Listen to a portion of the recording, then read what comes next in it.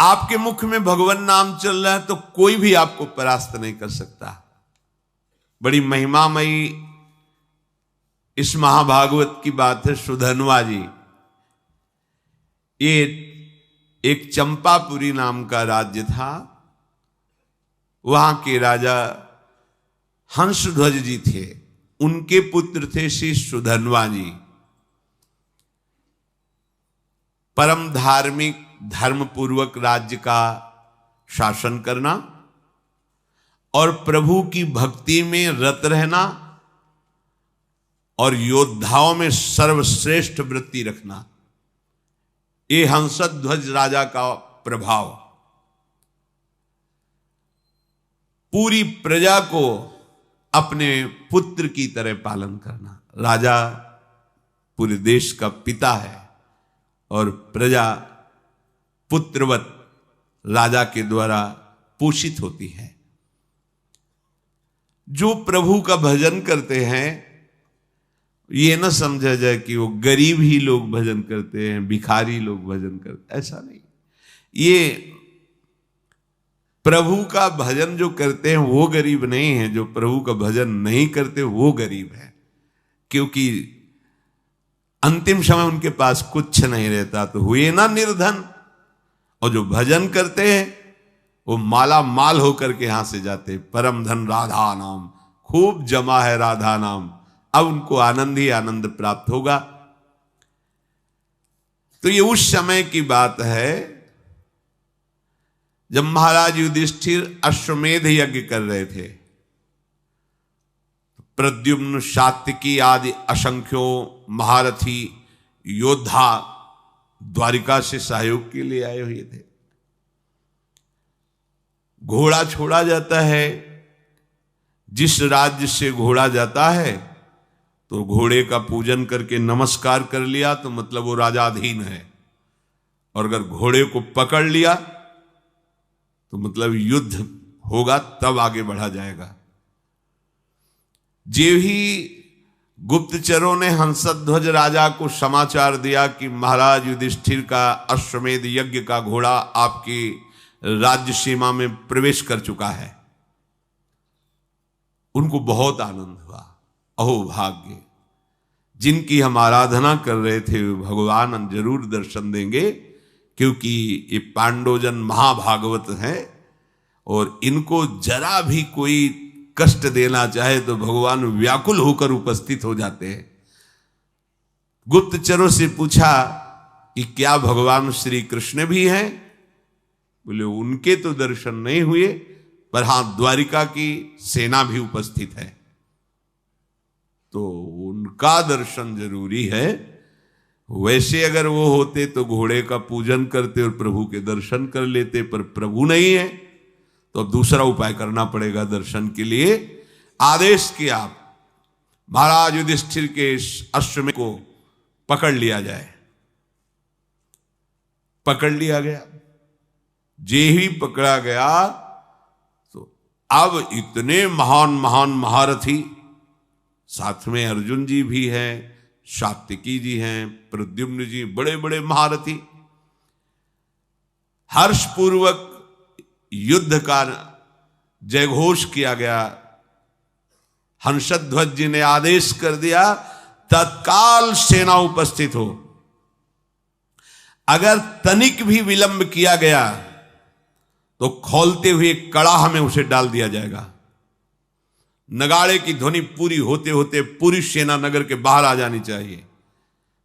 ऐसा सावधान भी रहते हैं सैनिक, कभी भी राजा का आदेश हो जाए।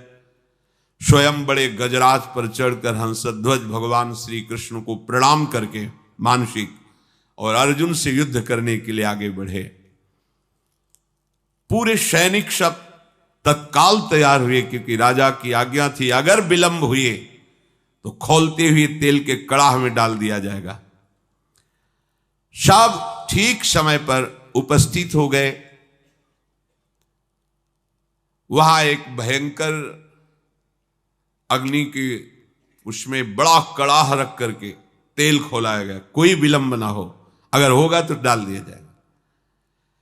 जितने भी वीर योद्धा थे सब उपस्थित हो गए, लेकिन राजा के पुत्र जो सुधन्वा जी थे, ये बड़े भगवान के नाम जापक भक्त थे, हर समय नाम जप करते रहते थे। जे ही आज्ञा हुई, अस्त्र शस्त्रों से सुसज्जित हुए। पहले तो माता जी के पास गए, उनको प्रणाम किया और कहा, मां, आज हमारे जीवन का परम लाभ उपस्थित हुआ है, क्योंकि आज मुझे अर्जुन से युद्ध करना है। वो भगवान के परम प्रेमी भक्त हैं। आज युद्ध कौशल के द्वारा उनको मैं तृप्त करूंगा, और ऐसा तृप्त करूंगा, उनको ऐसे व्याकुल करूंगा कि उनके सारथी का हमारे ऊपर नजर पड़े और कृपा दृष्टि पड़े।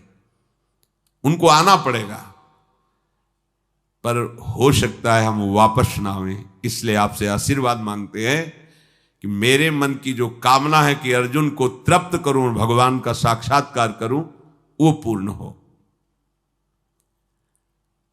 इसके बाद माताजी को प्रणाम करने के बाद जब आगे बढ़ने लगे तो माताजी ने कहा, बेटा, बड़े बड़े ऋषि मुनि जिन भगवान श्री कृष्ण का रात दिन ध्यान और गुणगान करते हैं, मुझे तो उनका दर्शन होना संभव लगता है। पर जब तुम अर्जुन को पीठ नहीं दिखाओगे तो जरूर उपस्थित होंगे, और जब तुम श्री कृष्ण का दर्शन कर लोगे तो मुझे श्री कृष्ण का धाम मिल जाएगा। क्योंकि शास्त्रों में लिखा है, जो भगवत साक्षात्कार कर लेता है तो 21 पीढ़ियां भगवत धाम को जाती है। तो मैं तो नहीं देख पाऊंगी, पर भगवान के धाम को जाऊंगी, पर पीठ मत दिखाना। जाओ, हमारा आशीर्वाद है, विजयी हो। विजयी, तुम्हारे मन में जो कामना है उसकी पूर्ति हो। सुधन्वा जी भी निकले तो उनकी बहन जी आई, तिलक लगाया, आरती की, विजय की कामना की। आगे बढ़े तो अभी कुछ ही समय पहले ब्याह हुआ था। प्रभावती नाम की पातिव्रत धर्म से युक्त पत्नी थी। मुस्कुराती हुई सामने आई और सुधन्वा की पूजा की और कहा, स्वामी, मुझे पता है आज आप कहां जा रहे हो, महाबली महारथी अर्जुन से युद्ध करने। मैं जानती हूं कि जहां तुम जा रहे हो वहां से वापस आना असंभव है, जानती हूं, पर इतनी तो कृपा कर दो कि आपको जलांजलि देने वाला कोई होना चाहिए। अभी कुछ ही समय पहले ब्याह हुआ था। सुधन्वा ने कहा, तुम धैर्य रखो, श्री कृष्ण के बल से मैं अर्जुन को परास्त करके शीघ्र ही वापस आऊंगा। प्रभावती ने कहा, नाथ, आज तक हमने ऐसा नहीं सुना कि जो श्री कृष्ण से मिलने के लिए गए हों फिर वापस लौटे हों। शास्त्र प्रमाण है, बड़ी गूढ़ बात कही। जो श्री कृष्ण से मिलने गए हों और वापस लौटे हों, ऐसा आज तक प्रमाण नहीं मिला। तो वापस लौटने की तो हम आशा ही नहीं रखेंगी। बस हमारी एक कामना है कि आपको जलांजलि देने वाला कोई होना चाहिए। तो शास्त्र सम्मत बात थी।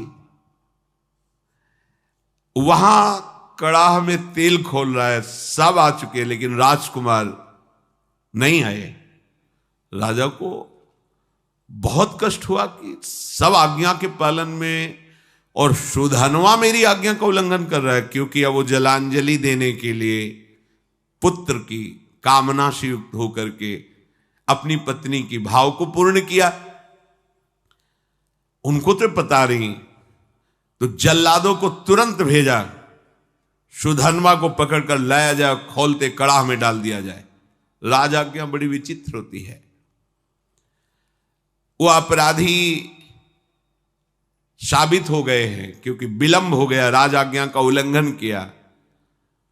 जे ही राजा की आज्ञा हुई, वो जल्लाद प्रकृति के सैनिक तत्काल गए और सुधन्वा स्नान आदि करके पवित्र होकर बाहर निकल रहे थे। तुरंत सुधन्वा से कहा कि महाराज का आदेश है, आपको बंदी बना लिया जाए। और कड़ाह में डाल दिया जाए, क्योंकि आप विलंब हुए हैं। उनका एक बार पिताजी के सामने तो पहुंचने दीजिए। गए, पिता को प्रणाम किया। हंसध्वज ने कहा, हमारी आज्ञा का उल्लंघन का जो निर्णय किया गया है वही इनके साथ बर्ताव किया जाए। जो शंख और लिखित नाम के आचार्य थे, उनके हर राजा के पास आचार्य कोटि के महापुरुष की सलाह मिलती थी। जैसे परम ज्ञानी जनक जी हैं, पर सदानंद जी विराजमान हैं। चक्रवर्ती सम्राट महाराज दशरथ तो वशिष्ठ जी विराजमान हैं। देवराज इंद्र तो बृहस्पति जी विराजमान। पहले ऐसा होता था कि सम्राटों के ऊपर, राजाओं के ऊपर महाराज विराजमान होते थे और कोई भी समस्या का समाधान उन्हीं से लिया जाता था। ये पुरोहित जो शंख और लिखित थे, ये जलते थे सुधनवा से, क्योंकि सुधनवा निरंतर नाम जप करते हुए भगवत आराधना में ये उनको पसंद नहीं था। तो कई बार तर्क वितर्क किया था। अब उनको अवसर मिला। राजा हंसध्वज ने पूछा कि आचार्य प्रवर, आपका क्या आदेश है इस विषय में? उनका जो आपकी आज्ञा हुई उसका पालन किया जाए, अर्थात इनको खोलते हुए कड़ाह में डाला जाए। स्वभाव से ईर्ष्या रखने वाले ये शंख और लिखित आचार्य ने खोलते कड़ाह में सुधनवा को डालकर उनका जीवन अंत कर दिया जाए, ऐसा ही दस्तखत कर दिया। यदि आप अपने पुत्र के मुंह में आकर के अब हमारी लिखित बात को काटते हैं तो हम दोनों आपको छोड़ देंगे। अब तो चांस ही नहीं। हंसध्वज ने तत्काल सैनिकों को आदेश किया, उठा करके डाल दो इनको खोलते हुए कड़ाह में। मंत्री समझाने की चेष्टा करे तो पुरोहित खिलाफ है। मंत्री के हृदय में भी बड़ा। सुधनवा जी ने जो ही देखा कि मेरी कामना तो नष्ट हो गई। मेरी कामना थी अर्जुन को युद्ध में इतना व्याकुल करूंगा कि भगवान पधारेंगे और मैं उनका दर्शन पाऊंगा। अब तो कड़ाह में डाल दिया जाएगा। तो चलो, जैसी भगवान की इच्छा। कड़ाह में जे ही डालने को सुधनवा ने कहा, हे गोविंद, हे मुकुंद, हे हरे, मुझे मरने का तो दुख है नहीं, क्योंकि मरने के लिए निकला ही हूं, पर मैं मरने के पहले आपका दर्शन चाहता था, आपकी दृष्टि में दृष्टि मिलाना चाहता था। आप अर्जुन के पक्ष में होकर मुझे कैसे देखते हैं ये देखना चाहता था, सो अधूरा रह गया।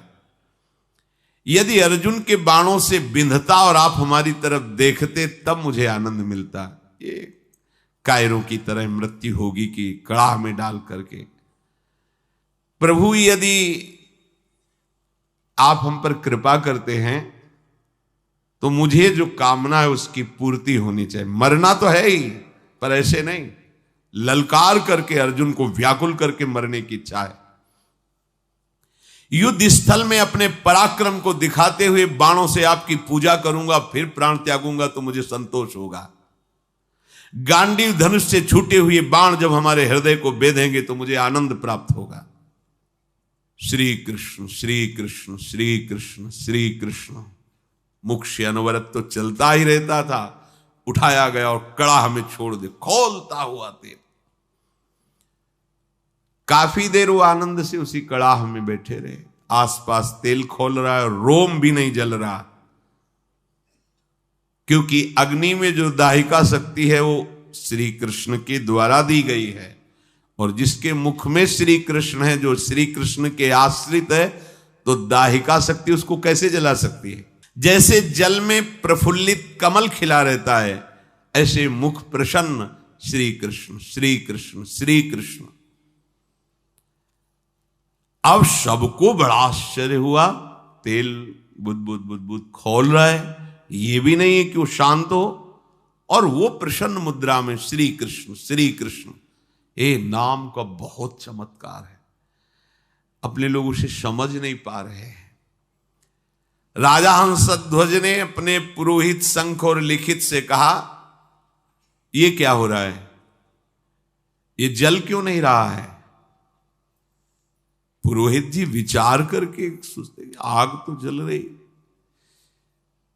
क्या तेल ये ऐसे ही खोल रहा है, इसमें गर्मी नहीं है? तो एक नारियल फल ऐसे वो कड़ाह में डाला, जो ही डाला वो इतना गर्म तेल था, फटाक से फटा, और लिखित और शंख दोनों आचार्य थे, उनकी खोपड़ी में लगा जाके, और उनकी खोपड़ी में फफोले पड़ गए, उसकी बूंदे पड़ने। वो महाराज ये तो बिल्कुल आग है इस समय तेल। निश्चित है कि सुधन्वा श्री कृष्ण नाम के बल पर है, इसलिए ये आग इसे नहीं जला सकती। अब पुरोहित को विरोध करने का कोई भी अवसर नहीं। वहां के लोगों ने सुधन्वा जी कोई औषधि का प्रयोग किए हुए हैं क्या, जो तेल का प्रभाव नहीं पड़ रहा? वहां बड़े बड़े आयुर्वेदाचार्य भी थे, कहा नहीं, इस ऐसी स्थिति में कोई औषधि काम नहीं करती। इसका मतलब है कि ये जो कृष्ण कृष्ण बोल रहे हैं इसी का प्रभाव है। यही तो मित्रजन पूछते थे प्रहलाद जी से कि तुम्हारे ऊपर बड़े बड़े काले सांप छोड़े जा रहे हैं और तुम्हें काटते नहीं, तुम्हें पहाड़ से दबाया जा रहा है, अग्नि से जलाया जा रहा है, जल में डुबोया जा रहा है, बड़े बड़े नुकीले शस्त्रों से काटा जा रहा है, पर तुम्हारी त्वचा ही नहीं कटती, ऐसा क्या है तुम में? तो उन्होंने कहा मैं हर समय हरि हरि श्री हरि ऐसा बोलता हूं, तो मुझे लगता है कि मेरे हरि मुझे ऐसे लिए हुए तो ना कोई आग, ना कोई अस्त्र शस्त्र, ना कोई मुझे दुख, कोई छू ही नहीं पा रहा है, क्योंकि मेरे हरि मुझे गोद में लिए हुए हैं और ऐसे किए हुए। नाम का बहुत बड़ा, ऐसा ना समझो कि ये उनके ऊपर प्रभाव था, आपके ऊपर नहीं। आप वैसे ही जपिए, देखिए प्रभाव। अब पुरोहित जो लिखित और शंख जी थी, उन्होंने कहा धिक्कार है मुझे, मैं अपने शास्त्र ज्ञान के गर्व में होकर भगवान की भक्ति का तिरस्कार करता था, आज मैंने देख लिया सुधन्वा की भक्ति का प्रभाव। और वो दोनों ऐसा सोच ही रहे थे कि फिर जो परिजन थे सुधन्वा को बाहर नहीं, कुछ नहीं, बस जैसे और तेल से चिकनाहट हो गई हो बस। अब वो दोनों शर्मा करके आचार्य खुद कड़ाहे पे कूद गए। ये धिक्कार हमारे जीवन को, ऐसे भक्त का विरोध करते थे। सुधन्वा जी ने श्री कृष्ण श्री कृष्ण श्री कृष्ण, तो कूदने में तो थोड़ा जलन सी, पर तुरंत शीतल हो गया। आचार्य थे चरणों में पड़ गए सुधन्वा के। कौन ऐसा है जो नाम जापक के चरणों में अपना भावना समर्पित कर दे? नाम की बड़ी महिमा है। सुधन्वा के आचार्य थे लिखित शंख, उन्होंने छाती से लगा के कहा, प्रिय राजकुमार, आज मुझे तेरी कृपा से समझ में आया कि भगवान के नाम में जो शक्ति है वो किसी और कहीं साधन में नहीं है। पुरुष सिंह, आज तुम्हारे स्पर्श से मैं पावन हो गया, क्योंकि तुम भगवान नाम जप करते हो। अब पता चल गया कि मैं तुम्हारा उद्धार नहीं करूंगा, तुम मेरा उद्धार कर दोगे। आचार्य अपने शिष्य से कह रहे हैं, वीरवर जाओ, सम्रांगण में तुम्हारी कामना की पूर्ति हो। सुधन्वा पिता को प्रणाम किया। पिता ने कहा, आज हमारे सेनापतित्व का पद सुधन्वा लेंगे। अब युद्ध प्रारंभ हुआ। सुधन्वा कब प्रत्यंचा चढ़ाई और बाण छोड़ा, बड़े बड़े सैनिक देख ही नहीं पा रहे थे। लोगों को यह भ्रम रहता है कि हम नाम जप करेंगे तो स्कूल में पढ़ाई में विघ्न पड़ेगा, हमारे कामकाज में विघ्न पड़े। ऐसा मत सोचिए। नाम जप करोगे तो आप बहुत अच्छे विद्यार्थी होगे, नाम जप करोगे तो आप बहुत अच्छे किसान होगे, नाम जप करोगे तो आप बहुत अच्छे, जो भी जिस मार्ग में जाओगे बहुत अच्छे बन जाओगे, क्योंकि बुद्धि पवित्र होगी और भगवान नाम की सामर्थ्य है, तो आप जो चाहोगे कर सकते हो। जब अर्जुन ने देखा कि ये 9 राजकुमार बड़े बड़े महारथियों को भी मूर्छित करता हुआ आगे बढ़ता जा रहा है, तो स्वयं वो अपने गांडीव धनुष की प्रत्यंचा खींची और सामने आकर खड़े हो गए। अर्जुन ने कहा, है राजकुमार, अब तुम किसी साधारण वीर के सामने नहीं खड़े हो, गांडीव धनुषधारी अर्जुन के सामने खड़े हो। जितनी सामर्थ्य हो अब हमसे तुम युद्ध करके दिखाओ। सुधन्वा ने निर्भयता पूर्वक हंसकर कहा, हे पार्थ, आपने बहुत सी लड़ाइयां लड़ी और विजय को प्राप्त हुए हैं, पर उसका तुम कारण नहीं जानते हो कि तुम विजय में क्यों प्राप्त हुए हो। क्योंकि तुम्हारे सारथी श्री कृष्ण थे। इस समय तुम हमारे सामने टिक नहीं सकते क्योंकि तुम्हारा सारथी नहीं बैठा है, श्री कृष्ण नहीं है। तो यद्यपि तुम महावीर हो पर तुम मेरे सामने नहीं टिक सकते।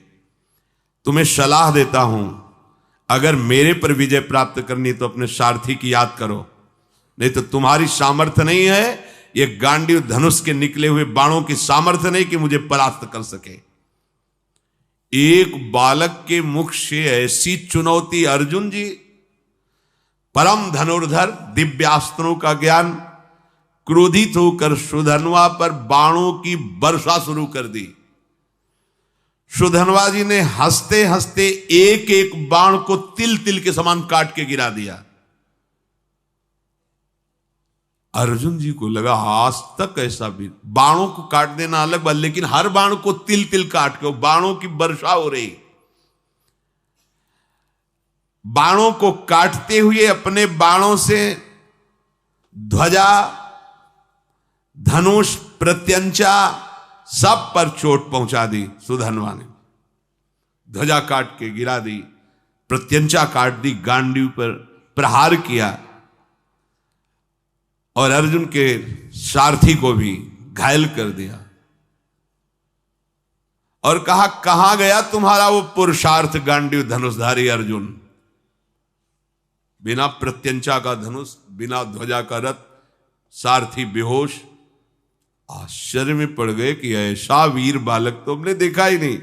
अब उनके मुख से हर समय चल रहा है जो भगवान का आदेश, मामनुस्मर युद्ध च कृष्ण कृष्ण कृष्ण कृष्ण। आप तो बहुत बड़ी बड़ी बातें कर रहे थे, देखा बालक का चमत्कार, मुझे बालक कह रहे थे, अब कहो तो आपको बाणों से घायल करके ऐसी दशा में पहुंचा दूं जो वीर पुरुषों को शोभा नहीं देती। अब भी अवसर है, याद करो अपने सारथी को और बुला लो, क्योंकि यही इच्छा थी कि एक बार श्री कृष्ण को देखूं। अर्जुन को लगा कि जब इस हालत में पहुंचा दिया तो अगला बाण तो हमें मूर्छित करके गिरा देगा। जो ही स्मरण किया, भगवान दौड़ते हुए आ गए। यही है भगवान का वात्सल्य। जैसे मां, तो मां कहीं भी वो आवाज पड़ते ही भाग के आ जाएगी, लेकिन उनके लिए जिन्होंने केवल भगवान को अपना माना है, केवल, अगर दूसरा कोई है तो रुके रहेंगे, ध्यान रखना। अगर दूसरा कोई बल नहीं है तो उसी समय आपको अनुभव होगा, आ गए प्रभु। जैसे द्रौपदी जी को अनुभव हुआ, वस्त्र रूप में आ गए प्रभु।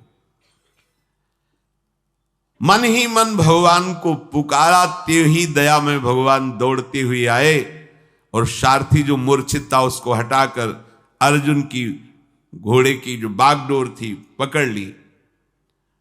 सुधन्वा ने, क्योंकि पूरे जन्म में यही आशा थी, एक बार देखो ओ नील मेघ श्याम की कांति, अभयद भुज दंड मूल पीनन सानुकूल, कनक निकस लसित कुल दामिनी धर की। ऐसे सुंदर नेत्र, ऐसा पीता, पहले तो शोभा का पान करता रहा।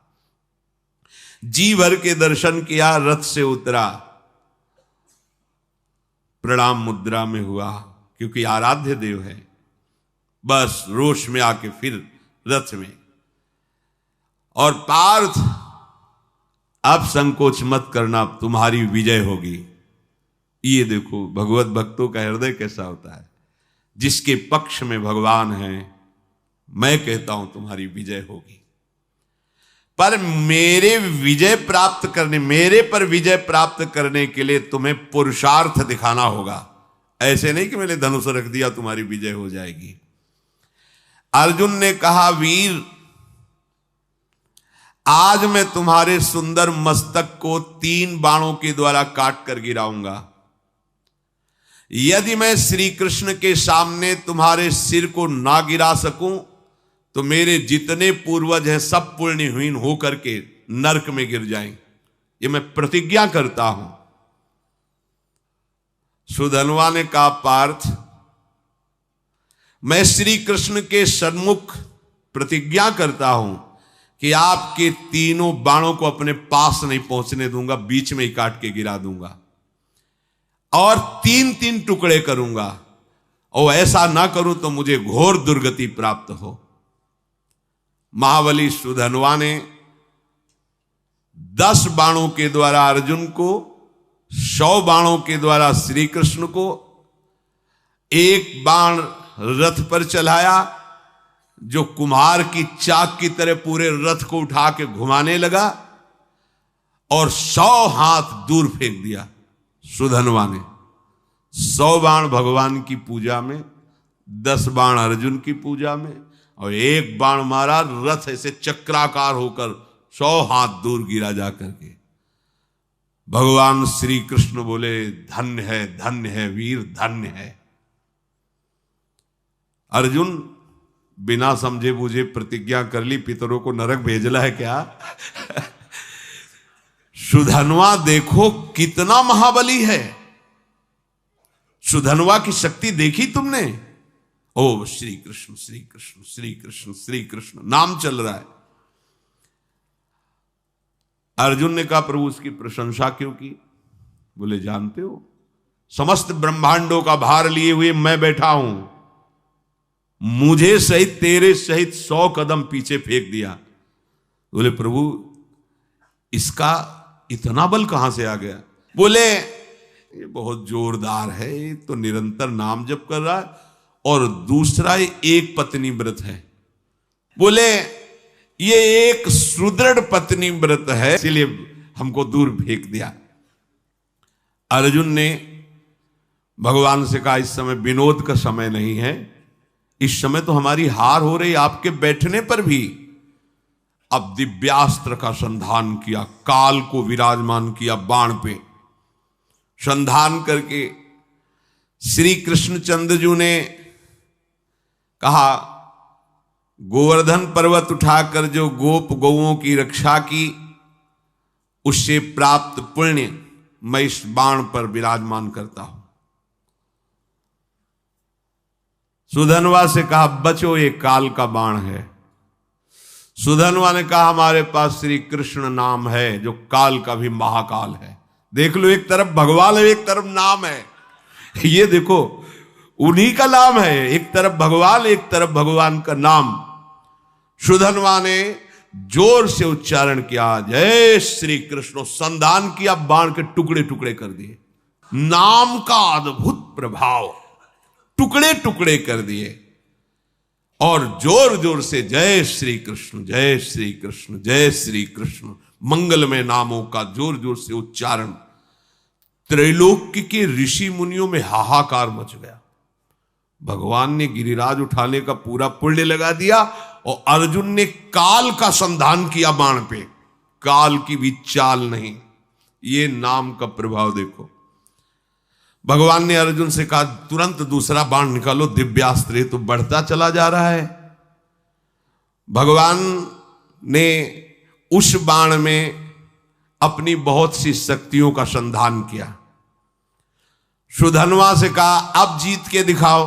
देखो भगवान क्या करे, समझ रहे हो? मेरे नाम के आगे मेरे पुण्य और सुकृत और शक्तियां भी काम नहीं करती, इसीलिए नाम के अधीन भगवान हो जाते हैं। सुमिर पवन सुत पावन नामू, अपने बस करी राखे रामू। इस रहस्य को समझो। सुधन्वा ने कहा, अर्जुन अब मेरी प्रतिज्ञा सुनो, यदि मैं इस बाण को टुकड़े टुकड़े न कर दूं तो अरुंधति सहित महर्षि वशिष्ठ की ब्रह्म ऋषि की हत्या का पाप मुझे तुरंत लगे। सुधन्वा ने तुरंत गोविंद कृष्ण बाण मारा, प्रबल पुरुषार्थ से चलाया हुआ अर्जुन का भगवान की शक्ति से संपन्न बाण 5 टुकड़े हो गए। भगवान ने कहा ये भी गया। ब्रह्मा इतना बड़ा शक्ति संधान किया, अर्जुन उदास होने लगे। प्रभु अब क्या होगा, तुम्हारी शक्ति भी इसमें थी सब क्या। यही समझो, रहस्य समझो, भक्तों ने यही रहस्य समझा है। भगवान की भी रक्षा भगवान के नामों से यशोदा मैया और सब गोपियों ने की, बाल गोविंद की लीला में पढ़ के। अरे नाम इतना बड़ा है कि कहां लगी नाम बड़ाई, राम न सकई नाम गुण गाई। तभी तो संत जन छाती चौड़ी करके घूमते हैं, राधा राधा राधा। हमारे पास राधा नाम, हमारे पास कृष्ण नाम, गोविंद नाम है, मतलब प्रभु हमारे अधीन है। भगवान देखा कि अर्जुन निरुत्साहित हो रहे हैं तो 5 जन शंख को लिया, और 5 शंख का नाद जो है ना वो उत्साह वर्धन करने वाला होता है। 5 जन शंख बजाया और अर्जुन से कहा अब बाण संधान करो। महामनस्वी अर्जुन ने तीसरा बाण हाथ में लिया और भगवान ने कहा कि जब मैं राम अवतार में राम जी बना था तो एक पत्नी व्रत रहा हूं, उसमें तो राम जी बहुत मर्यादा पुरुषोत्तम अवतार भगवान का, ये प्रेमावतार है, वो मर्यादा पुरुषोत्तम यही प्रभु है। मैं उस सुकृत को इस बाण पर विराजमान करता हूं। फिर ब्रह्मा जी को आदेश किया पिछले भाग पर विराजमान हो, और काल को दोबारा आदेश किया अग्रभाग पर प्रतिष्ठित हो, और प्रभु ने कहा चलाओ बाण। ब्रह्मा जी, काल जी और वो पुण्य सुकृत रामावतार का एक सुधन्वा प्रभु की तरफ देखा और मुस्कुराया। बड़ा प्रेममय प्रसंग है। अर्जुन से बोला अब भी संशय है तुम्हें, तुम्हारे विजय के लिए क्या कर रहे हैं देख रहे हो, तुम्हें संशय, भला कोई प्रतिज्ञा करो अब तुम इस बाण के बचाने के लिए। अर्जुन ने कहा वीरवर, यदि तुम्हारा मुकुट सहित मस्तक में काट के ना गिरा दूं तो भगवान श्री हरि और भगवान शंकर में भेद करने से, निंदा करने से जो पाप लगता है वो मुझे अभी लगे। सुधनवा ने कहा मैं इस बाण को अगर काट ना दूं तो काशी में मणिकर्णिका तीर्थ में भगवान शिव जी को पैर मारने से जो पाप लगता है, शिव विग्रह पर पैर, वो मुझे पाप अभी लगे। दोनों भगवत भक्त है और इतनी बड़ी बड़ी प्रतिज्ञा। सुधनवा ने भगवान श्री कृष्ण की तरफ देखा और कहा जय श्री कृष्ण, जय श्री कृष्ण। अर्जुन उस बाण को संधान किया। सुधनवा ने उस प्रभावशाली बाण को कृष्ण कृष्ण कहते हुए काट दिया। हाहाकार मच गया। इस बाण को तो कोई काट ही नहीं सकता था क्योंकि इतनी महिमा से युक्त हो गया था। अब कटा हुआ बाण का अग्रभाग सुधनवा के मस्तक को काट करके गिरा दिया। बाण तो काट दिया पर कटा हुआ अग्रभाग बाण का जाकर सुधनवा के मस्तक को काट कर गिरा दिया। आश्चर्य की बात कि सुधनवा के कटे हुए मस्तक से भी निकल रहा था जय श्री कृष्ण, जय श्री कृष्ण, जय श्री कृष्ण। महाभागवत सुधनवा जी के कटे हुए सिर से निकल रहा था जय श्री कृष्ण, श्री कृष्ण, श्री कृष्ण। भगवान श्री कृष्णचंद्र जी उतरे और अपने कर कमल से उसके सर को उठाया और हृदय से लगाया। ये तो बाहरी लीला थी। इतने में सुधनवा के जो शरीर से ज्योति निकली थी भगवान की परिक्रमा करके भगवान में लीन हो गई। श्री कृष्णचंद्र जी ने सुधनवा के पिता से कहा ऐसा भक्त अभूतपूर्व है, शायद ऐसा न हुआ है, न ऐसा आगे होगा। जैसा तुम्हारा पुत्र मेरा भक्त था वो तो मेरे दिव्य धाम में गया। शोक मत करना, विलाप मत करना, रोना मत, क्योंकि रोने लायक नहीं है। रोने लायक संसारी जन होते हैं जो प्रभु से विमुख जीवन व्यतीत करते हैं। जो प्रभु में जीवन व्यतीत करते हैं वहां तो उत्साह मनाया जाता है, क्योंकि वो धाम गया, नरक तो गया नहीं कि रोए, धाम गया तो खूब नाम कीर्तन किया जाता है। भक्तों को अभय देने वाले प्रभु श्री हरि के नाम की अपार महिमा है। इसलिए भगवान कह रहे अनन्य हो करके सततम कीर्तयन्तम, निरंतर मेरा, इससे बड़ा कोई लाभ नहीं। क्या चाहिए, जो चाहिए सब प्राप्त हो जाएगा। आप जैसे भी बने, भाव से कुभाव से, श्रद्धा ना हो तो भी जो नाम आपको प्रिय लगे, सब हमारे प्रभु के नाम है, उनके नाम का खूब जप करो, कीर्तन करो, सुखी हो जाओगे, आनंदित हो जाओगे। भगवान उनकी ही रक्षा नहीं करते, हम सबकी रक्षा करेंगे। पर जब हम अहंकार से युक्त होकर, तो फिर भगवान अहंकारी की रक्षा नहीं करते। जो भगवान का आश्रय लेकर नाम जप करता है, भगवान उसकी निश्चित रक्षा करते हैं।